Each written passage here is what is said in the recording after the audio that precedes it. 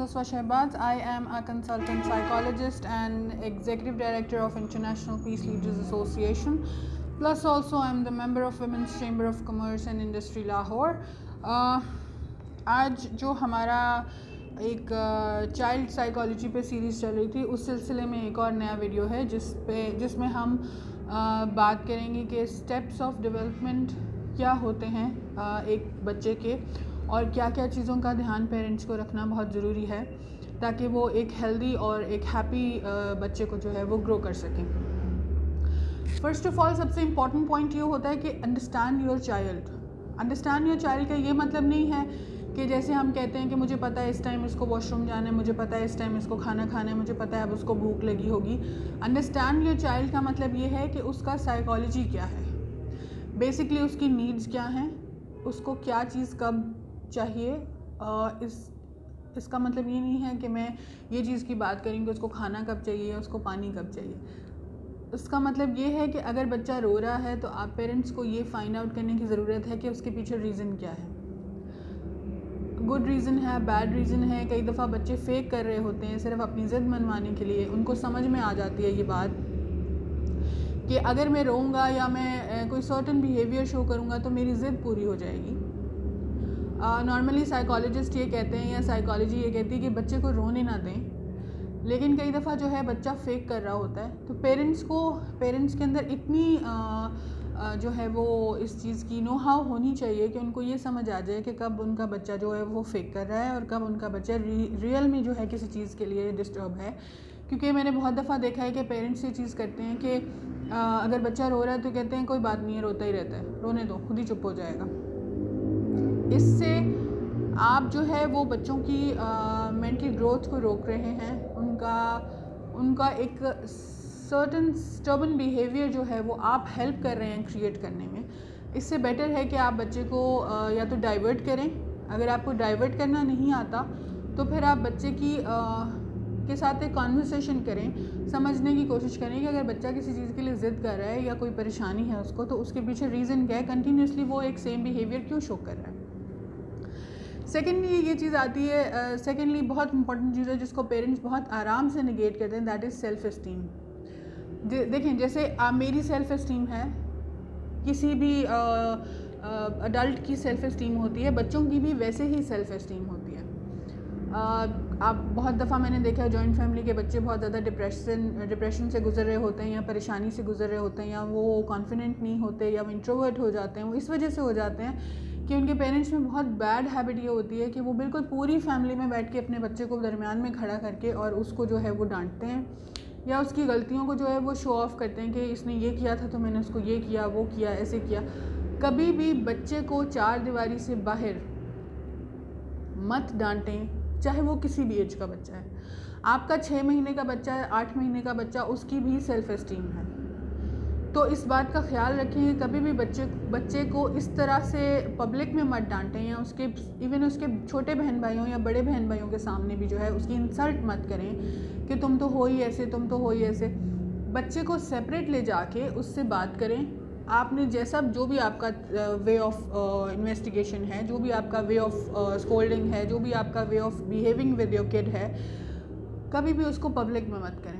अगर आप छोटे बहन भाई के सामने ये चीज़ करेंगे, ऑब्वियसली बच्चे की जो है सेल्फ़ इस्टीम हर्ट होगी कि मैं तो बड़ा हूँ और मुझे छोटों के सामने डांट दिया और मुझे नालायक कह दिया और मुझे ये कह दिया और मुझे वो कह। अब मैं बहुत कॉमन सी बात है, एक बच्चा थोड़ा हेल्दी और एक बच्चा थोड़ा वीक है, तो पेरेंट्स बड़े शान से बैठ के कह रहे हो तो ये तो गोलू मोलू है और ये तो सूखा सड़ा है। मैंने बहुत दफ़ा ऐसे वर्ड सुने जो अपने ही बच्चे को ये चीज़ बोल रहे होते हैं और इससे इनडायरेक्टली बच्चे की सेल्फ़ इस्टीम हर्ट होती है, जो कि आपको उस वक्त अंदाज़ा नहीं होता, लेकिन बच्चा कहीं ना कहीं उससे बहुत ज़्यादा रिलेट करना शुरू कर देता है उस चीज़ से, और फिर उसका कॉन्फिडेंस लेवल जो है वो कम होता चला जाता है और बच्चा मेंटली ठीक से ग्रो नहीं कर पाता।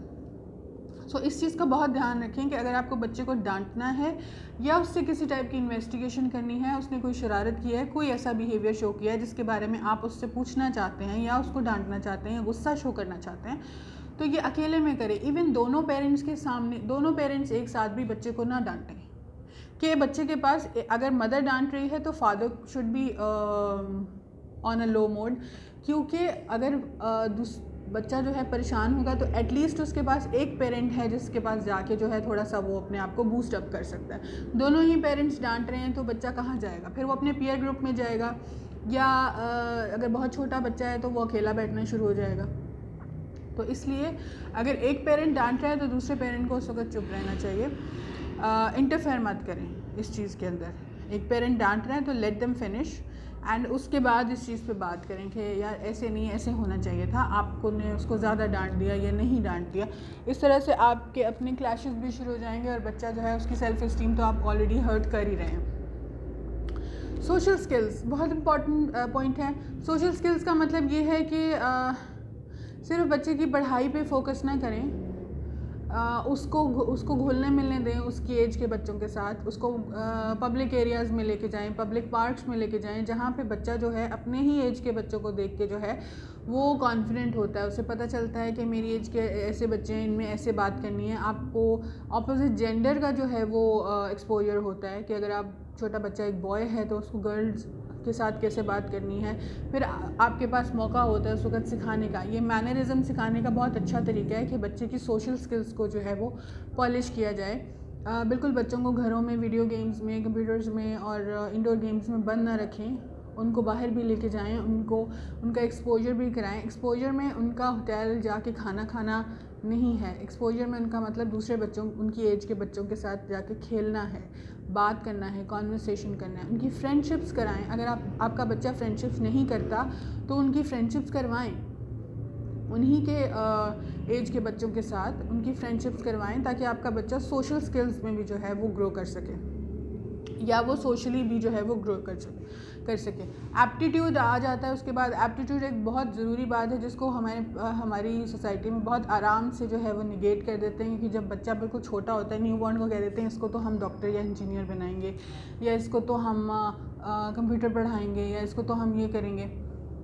बच्चा आपका जब बड़ा होता है उसको फाइंड आउट कीजिए स्कूल के टाइम पे कि उसका एप्टीट्यूड क्या है, उसका इंटरेस्ट किस चीज़ में है, कौन से सब्जेक्ट्स में वो इंटरेस्ट लेता है, तभी वो पूरी ग्रोथ कर पाएगा, तभी वो मेंटली ग्रो कर पाएगा, तभी वो एक सक्सेसफुल पर्सन बन सकता है। मे बी आप डॉक्टर हैं, आपका बच्चा जो है वो बिज़नेस में ज़्यादा अच्छा हो, या आप बिज़नेसमैन हैं तो आपका बच्चा जो है वो आर्मी में ज़्यादा ग्रो कर सके। तो अगर आप एक इंसान को दुनिया में लाते हैं तो उसको पूरी आज़ादी दीजिए, सोचने समझने की आज़ादी दीजिए, उनको ग्रो करने की।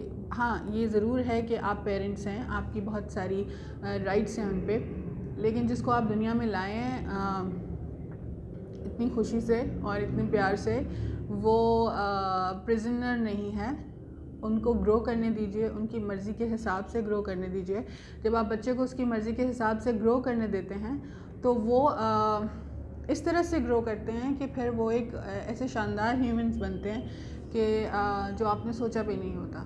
ठीक है, और आपके और बच्चे के बीच में कम्युनिकेशन गैप्स कम रहेंगे अगर आप उनको उनकी मर्ज़ी के हिसाब से चीज़ें करने देंगे। उनकी मर्ज़ी के हिसाब से चीज़ें करने देने का ये मतलब नहीं कि मैं आपको ये सजेस्ट कर रही हूँ कि आप बच्चे को जो है वो रेबेल बन लेने दें। रेबेल बनने की बात नहीं हो रही, सिर्फ कुछ ऐसी चीज़ें फाइंड आउट कीजिए। तो आप जब आपका बच्चा बड़ा हो रहा होता है तो वो टाइम होता है कि वो आपका पूरा मेहनत करने का टाइम होता है, ढूंढने में, फाइंड आउट करने में, अपने बच्चे को हेल्प करने में कि उसका एप्टीट्यूड क्या है।